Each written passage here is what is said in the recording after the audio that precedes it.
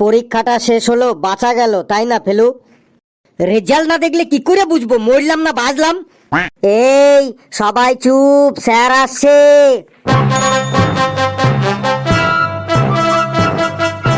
Good morning sir. Sit down, sit down. Good মর্নিংটা শুধু আমার জন্য, তোদের জন্য আজ ব্যাড মর্নিং। একটু মন দিয়ে পড়াশোনা কর তোরা। ইচ্ছে করছে তোদের মুরগি বানিয়ে পুরো স্কুলটাতে ভন ভন করে ঘোরাই। তোরা আমার নাক কান কেটে ফেলেছিস একদম। সি সি সি। কি হলো স্যার, আপনাকে আজ খুব রাগি রাগি লাগছে? তোদের পরীক্ষার খাতা দেখে রাগে আমার একদম হৃৎপিণ্ড কম্পিটিশন শুরু হয়ে গেছে। স্যার এই তো দুদিন আগে পরীক্ষা দিলাম, এরই মধ্যে আমাদের খাতা দেখা হয়ে গেছে। কেন, খাতা দেখতে কি আমার এক যুগ লাগবে? হাবলু তুই এখানে আয়, তোর খাতা নিয়ে যা। আর শোন, এখানেই তোরা খাতা দেখবি।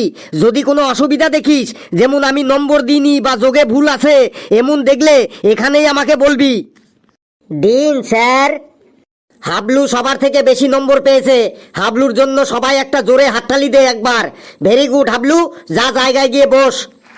Congratulation Hablu brother. Keep it up Hablu brother. আজ ক্যান্টিনে সিঙ্গারা খাওয়াইন দিস।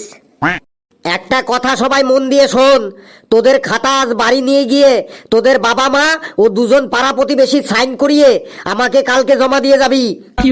Okay sir. স্যার একটু বাইরে যাব, আমার মাথাটা যেন কেমন টনটন করছে।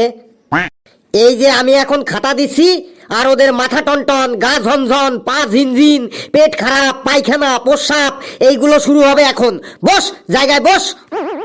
হে উপরওয়ালা, হে প্রভু, শুধু 5 নম্বরটা পাইয়ে দাও আমাকে। Help me god, help me. Felu তুই চলে আয়।